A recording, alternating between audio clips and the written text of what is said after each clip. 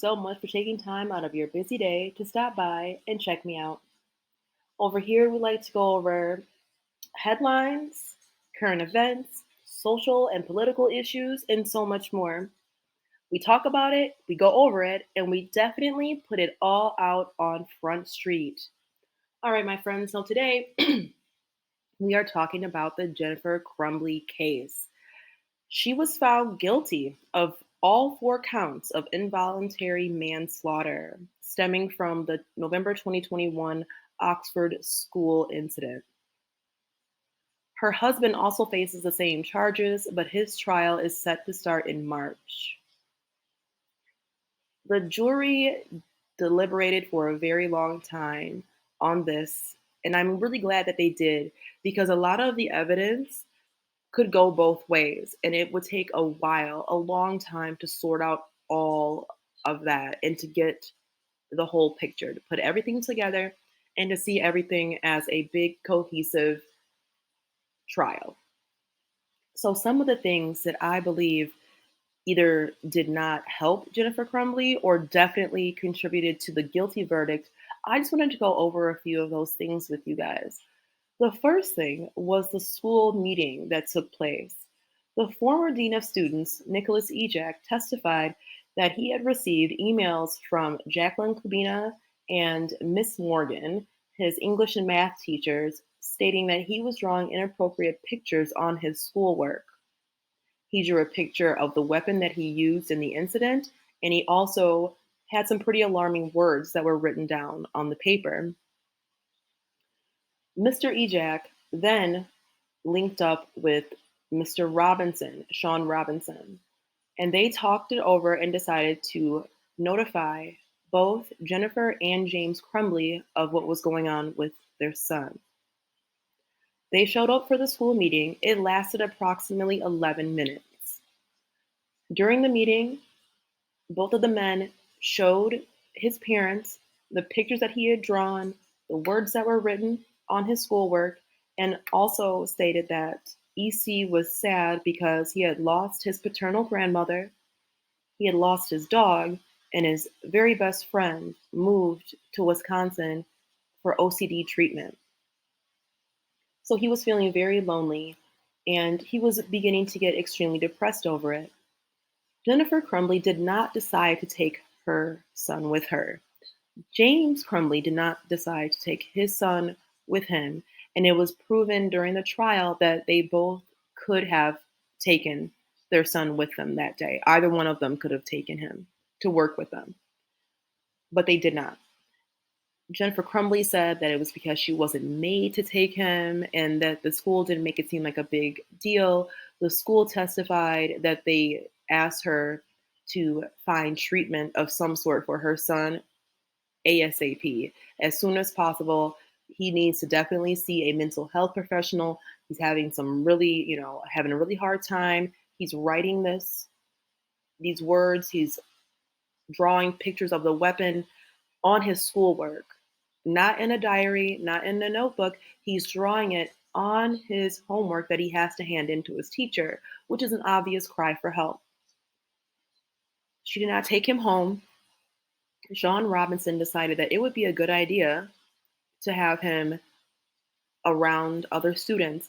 Maybe that would help him feel less lonely because he was feeling so isolated, being as how he had suffered 3 major losses in a short period of time. That would go on to be a very big mistake. That was the day that Ethan Crumbley made the choice, the conscious decision, to execute 4 of his classmates. So during Mr. Ejak's testimony, he also testified that he felt as if he did not have reasonable suspicion to check EC's backpack. Reasonable suspicion can be defined as any reasonable person would suspect that a crime was in the process of being committed, had been committed, or was going to be committed,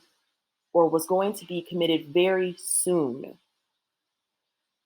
And he feels like that was not evident. He didn't have any reasonable suspicion to search the backpack. I feel very differently. I feel as if he had a ton of reasonable suspicion to search the backpack. Okay. I feel like he had a lot of reason to want to search the backpack. Even if they did not think that he was an angry kid, they didn't think that he was a violent kid or anything like that, he was definitely a depressed kid. And he could have taken his own life, which would have also been tragic. So, in that regard, I do not agree with Mr. Ejak. And I know to this day, I'm sure that he beats himself up all the time over not checking that backpack because it would have made the difference in everybody's lives. The other thing that I would like to bring up that really just did not make her look very great were the text to her son. The just don't, I'm not mad, just don't get caught. The don't do it text. Things like that really made her look, I think that honestly may have even been the final nail in the coffin was the don't do it. Because if you don't have the foreseeability, and which is what was argued by her lawyer, Shannon Smith, she did not have any foreseeability. She could not have foreseen this at all. Well, then why is she texting him, don't do it? Now, Jennifer Crumbley testified and said, I was telling him, don't do it in regards to his own life. Like, don't do it. That was interesting to me because it wasn't, I love you, don't do it. It was just, don't do it. And if she felt like he was that down and that he was that in that much despair and that much pain that he would take his own life, I think that she should have been held accountable for that too because of that text. That text was extremely telling and it just did her no favors. It didn't. And I believe, I could be wrong, so don't quote me, but I do believe that that text was sent when the whole incident was actually taking place at the school. So that was a little bit much. And she also texted her husband emergency in that she was quote unquote very concerned about the drawings that she had seen. In some testimony, she said that she wasn't concerned. Other testimony, she was concerned about it. So I'm not exactly sure how she felt about the drawings, but she was definitely made aware of them. And obviously, his parents knew that he did have access to a hand weapon and that he could use that either on himself or someone else. And that was still not brought to the attention of school officials. Now, I also want to bring up that two things can definitely be true at the same time. People keep bickering and going back and forth about, oh, the school should have done this, the mom should have done this, the school, the mom, the dad, the this. Two things are true. The school is wrong and the parents are wrong. Both of those institutions have failed them. They failed this child miserably. Now, yes, it is a parent to be a parent. Yes, I totally understand that. But this whole thing with the school continuously looking the other way, continuously looking the other way. It wasn't one incident. It wasn't two incidences. It was several incidents where they just kept looking the other way. They just pretty much just turned their heads and kept them turned the other way. And that was definitely negligence. It was something. I don't know. I'm not a legal professional, but I don't know what they could charge the school with. But yes, the school was also dead wrong for doing what they did and not following up and they were negligent. When Jennifer took the stand, people said, oh, this really, really worked for her. It made her come off as being an average mom. And, you know, it showed that she's just an individual. She's just a person. She's just a person. She's just like you and I. She's like the average mom. I don't know. I didn't feel that way about it. Jennifer Crumbley comes off as an extremely dry person. Like she has about as much personality as a bag of sugar. She just doesn't seem very happy. She doesn't seem like she has any emotions. It's not just, sadness, or it just seems like there's no emotion. It's just a very flat affect. I don't know if she's always been like that or if it's because of the case. From what I've seen, based upon the police surveillance and some of that footage that was shown to the court the morning of the incident, she still comes off as being like that. Very much dry, matter of fact, me. So I don't think that that did her any favors either on the stand. The fact that she ran did not do her any favors. However, I did understand what her lawyer was trying to do with that. You know, they were receiving death threats. They were terrified, terrified for their own health and safety. And that is a very big deal. And I understand that. Most lawyers, though, because Shannon Smith was her lawyer at that point, most lawyers will work with their client and the police force, sort of like a liaison, to kind of coordinate them turning themselves in to the police. That never happened. She was just gone, just texting back and forth with her lawyer. I don't know. It was very odd to me that that was what they chose to go with. I'm surprised that they left anyway. I'm surprised that they fled at all because my mind would be on my child. I would want to be right there, just trying to figure out what's going on, what is happening. They To me, they didn't even seem surprised because of what they did. Most parents would be so shell shocked, they would just be still standing there with their jaw on the ground. I mean, shock is shock, and I completely understand that. But yeah, there was just no emotion from it. There was no, and not even for like the other families, the other kids, they weren't asking like hardly any questions. It was very odd. It was like they knew. It was like they actually were there when it happened. Like they just didn't seem surprised at all. It was very odd, actually. It's a little eerie watching some of those police interviews, watching some of that police footage. But I mean, again, it could have worked in her favor. Here she is, her appearance has changed. I really don't want to harp on the whole appearance changing thing. Yes, I am going through my whole midlife issues. I get it. Things happen, you look different, you start to change a little bit, yada, yada, yada. But this is an extreme change. Very extreme. An extreme change. She looks nothing like the woman she was even 2 years ago. And it is actually very alarming. Very alarming. Because she does not look like the same person. It's not like she looks like Jennifer Crumbley, just older and has gained weight. She does not resemble herself at all. I don't know what happened there. I don't know what she's going through, or what, unfortunately, she's going to continue to go through in prison. But it looks like it did take a huge toll on her, and maybe that was also Shannon's um, part of her strategy, was to put her on the stand looking like this so that you could see that her life the past couple years hasn't been a walk in the park. That could have also definitely have been part of her method, a method to her madness. Because trust me, Shannon Smith definitely had some maddening moments during this. And that's another thing that I would love to point out. Her own lawyer. Oh my gosh. Her own lawyer didn't do her any favors by getting up there. First of all, Shannon Smith is a criminal hexual, I'll just say hexual, a criminal hexual conduct lawyer. Now, I know everybody deserves their chance in court. There have been so many people that have been falsely accused of heinous crimes involving sensitive things like that. And they absolutely deserve somebody to advocate on behalf of their innocence. I totally agree with that, and that's awesome. But she looks like the exact female attorney that would represent crimes like that. Oh, look at me. I'm a damsel in distress. If this guy was really guilty, do you think that I would absolutely like res- even respond to him? Like, would I actually represent this person? Like, no, of course I wouldn't. That's just how she comes off to me.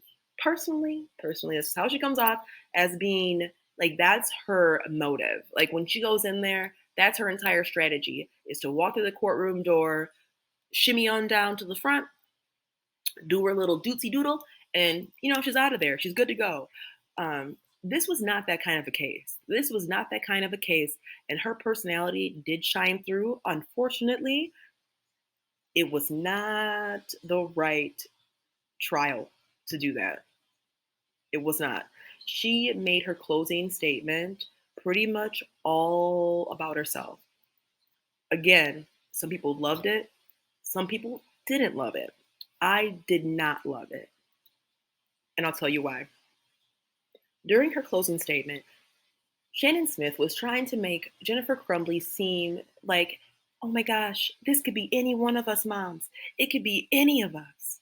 It could be you, Mrs. Wilson. It could be you, Miss Meyer. It could be any of us. I was texting my husband the other day because my daughter was having a meltdown. I said, honey, she's psycho. She's psycho. Oh my God. And we all say stuff like that. And, she thought that we had a ghost because the lights were flickering. Oh my gosh. Then my husband went in there and he found out it was just the hair dryer making the lights flicker. Now, I thought that that was just, I don't even have the words for it. I thought that it was very disingenuous. I thought that it was just a slap in the face to EC, even. I understand that, look, the boy has no credibility anywhere, but you're taking really small, like bits and pieces, little inconspicuous things that kids do, that teens do, that are completely normal. She's taking all of those little examples that she had from her four children, of whom I'm assuming do not behave or act like EC. She's taking all of those little attributes and she's putting them on one child, one EC, and saying, oh, look, any mom would do that. There's so many other contributing factors that come into play that would be behind some of the stuff. Like when she was trying to compare the whole, oh my gosh, there's paranormal activity with both of their children in different instances. Ethan had been playing with the Ouija board for how long? These things, context matters, okay? He had been doing these scary things, he didn't know where he wanted to go to college. He was upset about the future. He had a very bleak outlook on his own existence at such a young age. I'm pretty sure that none of Shannon's four kids have that kind of stuff going on. Okay. And if they do, I'm sure that they are seeking treatment at this point. So I just really thought that that was just like, I don't even know what it was. There's no words for that. There's no words for that. And she also made a comparison that did not do Jennifer Crumbley any favors in saying, oh, well, I pay my son's cell phone bill. He's getting older. He's getting older. So if a girl, were to send her some nude pictures, some nudes, would I then be on the hook for having CP? Huh? Would I be on the hook for CP? Because I pay the bill.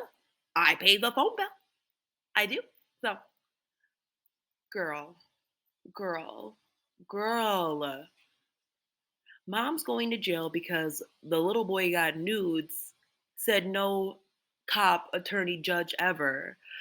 So just taking these different incidences and just trying to basically fear monger, trying to strike fear, literal fear in the hearts of the jury so that they don't convict her client, thinking, okay, Jennifer Crumbley is guilty in my heart. I know she did it. The family definitely do deserve justice, but I'm going to say, not guilty this time because I don't want other parents to be unjustly accused, wrongfully accused of some of these crimes. I don't want them to get convicted, Oh my God. Oh my God. My son's probably got some nudes. Oh my God, my son's probably got some nudes. Oh my God, I'm gonna go to jail. I'm gonna go to jail. She's gotta be free. Look, if I don't vote for Jennifer Crumbley to get out of prison, I'm gonna end up going to jail because they're gonna start prosecuting everybody. Everybody's gonna go to jail. All the parents are going to jail. I mean, anything that you do that is to your child's detriment, you're going to jail. And that is just so ridiculous. Things in America are seen on a case by case basis for a reason. For a reason. If you know that you are right and you are innocent of a crime or that you are being wrongly convicted, you have the right to express that in a court of law. That is your legal right as an American citizen. Now, if you have all of this evidence pointing against you, then you will go to jail. Okay? But we can't just make a blanket law and just throw it over everybody. Everybody's guilty. That's just not how this works. And it was not fair for her to bring that up and to make it seem like, you know, Jennifer Crumbley was the average mom. She did what every mom would do. Listen, she did not do anything that the average mom would do. The average mom, okay, would have taken her son home that day. Even if she was mad at him, she still would have took him home. Would have took him home, yelled at him, took away his stuff, maybe would have gotten him some help because being mad at him clearly doesn't work. He's reaching out for help. A good mom would have been there to listen. And a good mom would have been reflected in his journal. That also did not help her. I'll get into that. But in his journal, he never once said, "Man, I'm just so messed up.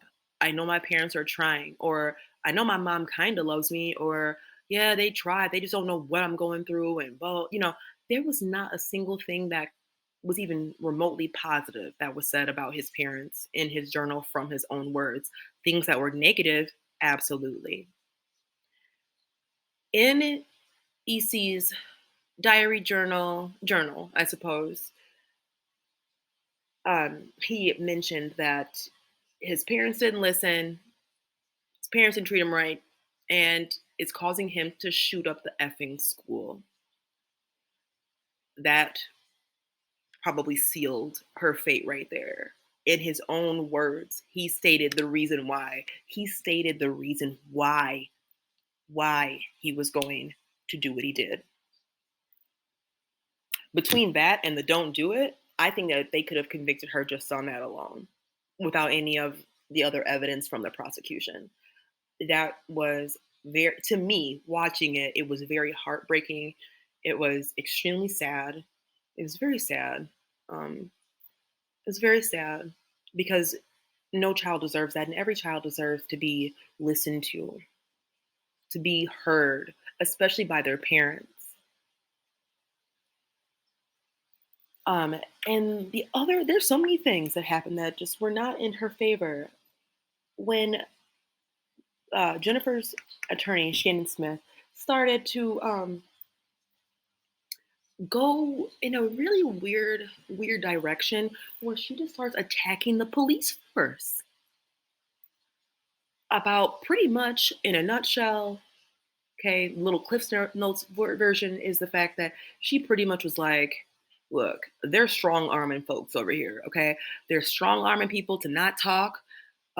They threatened the boyfriend. The boyfriend was on trial. They threatened the boyfriend.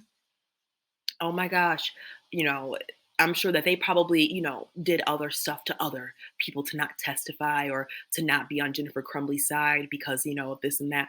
Honey, hush. Honey, hush. She did not need any help. She needed no help making herself look bad. She didn't need any help. All the police had to do was just do their job.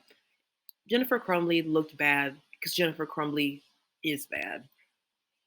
You know, I mean, maybe not a bad person, but definitely not a great mom.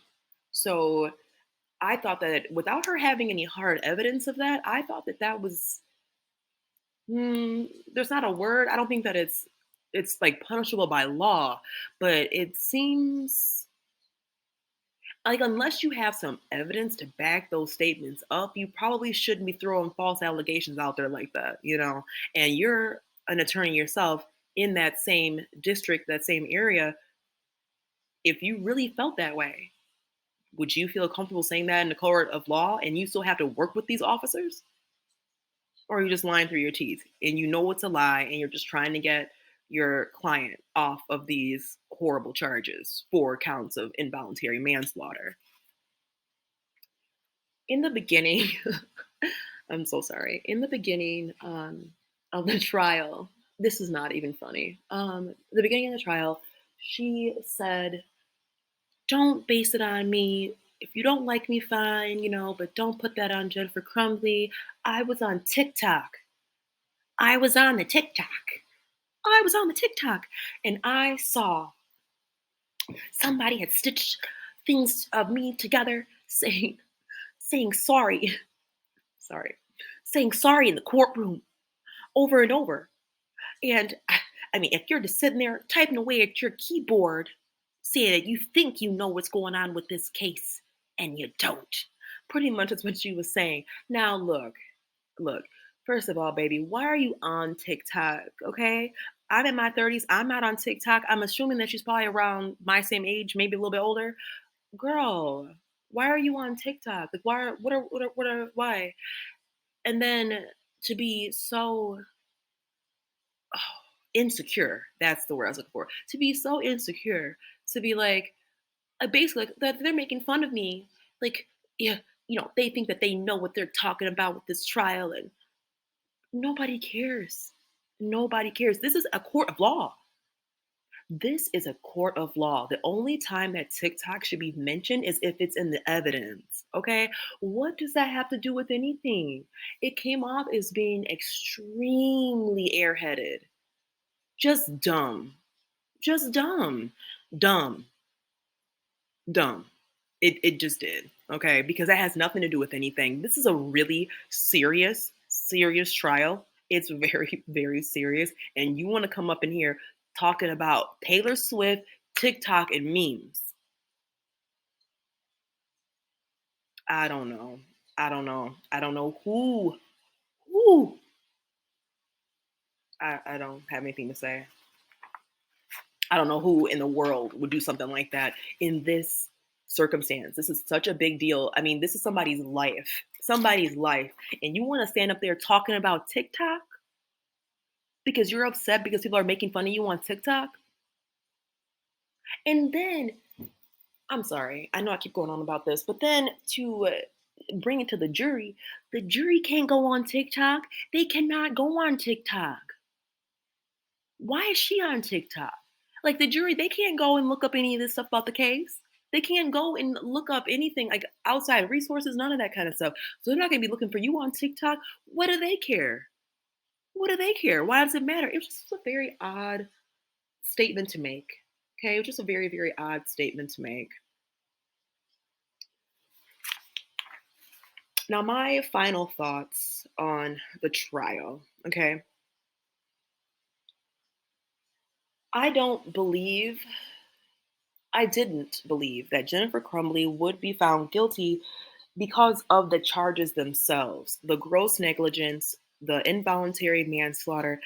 I just didn't feel like it fit together like a puzzle piece. It was like trying to fit two pieces of the puzzle that just weren't going together. Like it wasn't jiving. It's like, here's the law, and here is the accused who is wrong, who does need to be held accountable to the law, but bam, the law doesn't fit the crime. Um, that's just my personal opinion. I didn't feel like it fit right. Like, yes, I do believe that she should be punished by the penal system. I definitely do believe that. However, do I don't know. Yeah, it gets a little sketchy about the actual charges that were brought against her. Was she a neglectful mom? Absolutely. 1000%. 1000% a neglectful mom. And my theory is it's because she was in a whole other realm. She was in the realm of Brian. She was in the realm of an affair. When you're having an affair, I've never had an affair. I'm not married, never been married. Don't have no kids or nothing. But during the affair, from what I hear, that's like the fun part. It's very exciting. It's hot, it's spicy, It's all of these wonderful things because you're not getting that at home. Because you're not trying to get it anymore because you've already disconnected. You've disconnected it because EC and James, that was her old life. That was her old life, and she didn't want that anymore. She wanted to feel loved, and she wanted to feel all of these feelings that how Brian was making her feel. So she had cut herself off emotionally and probably even physically from her family because she didn't want to be with that anymore. She wanted a new life. And I believe that's why she appeared so cold. She appeared cold as ice when she first saw her son. She appeared so cold. I think she was pissed. I think she was pissed because here he is. Here this child is. He's effed up my life. He's effed up my life. Now look. Now look. My son's a mass shooter. Didn't know if I could say that word. You know what I mean? Like, so now what is she supposed to do? She's in there in the police car, in the squad car. They have the camera on her, asking her questions, stuff like that. That was during the time that she was most likely texting her boss and trying to secure her job, saying, "Please don't let this have an effect on my work, on my employment status. Please don't let have no, don't let it affect me at my job. I need this job." Now, I don't know about you guys. I don't know about you guys. The last thing that I'll be thinking about was an MFing job. I wouldn't even know what a job was, who a job was, who I was, who they were, why I was here. I wouldn't know anything at that point. Because not only is your baby that you raised for 15 years, not only are they going away, and you know that they're going to go away, but they took the lives, the precious lives of other kids that were just starting out. They're just starting out, just starting out. And that is shameful. That is shameful. And that's because, again, she did not care. She was in the zone. Shannon Smith said that she went into planning mode. Well, heck yeah, she did. Heck yeah, she went into planning mode. Planning for her future, trying to sort out, trying to scavenge for whatever little piece that she could to try to stitch her life back together to be with her boyfriend. They say that James was having his own affairs and whatever. I don't know who was cheating on whom. I don't even care that she had the affair. I just feel like it speaks a lot to where I believe her coldness came from. I don't believe that it was she didn't have time for her son because she was having the affair. I believe that because she was having the affair, she didn't want time with her family because she wanted to be in the other realm. She didn't want that to exist anymore. That was what was making her unhappy. That's what was keeping her from being great. That's what was holding her back. That's what that all had represented. So she was pissed. So none of this made her look good at all. Um, the affair made her look bad. The text made her look bad. And not to forget the weapon itself. The weapon itself. I didn't go into that too much during this video. I didn't want it to be too long, but also because I think that we're going to see more of that with James Crumbley because he was the one that legally purchased the weapon. So I do think that we're going to see more of that. So to all of the people that were so gung ho about her getting, about getting justice for the families and stuff like that, your wish was granted. She will be going to jail. I don't know for how long. I will come back and update you guys on sentencing and things like that. And the people that thought that she was innocent or that they didn't have enough evidence, I'm sure are very up in arms and that they're upset for what this means for future families and for future trials and the future in general for parents. And accountability is a big word here. Accountability. Well, thank you guys so much for spending time with me today. If you like, you know I just started, but feel free to give me a little thumbs up, say hi to your girl in the comment section. I love to talk, obviously. I could talk. So, yeah, leave me some comments. I love creating a dialogue, no matter how you feel on either side of the coin. All right, please, please, please take care of yourselves. Be gentle with yourselves and give your mom a kiss for me. Okay, bye guys.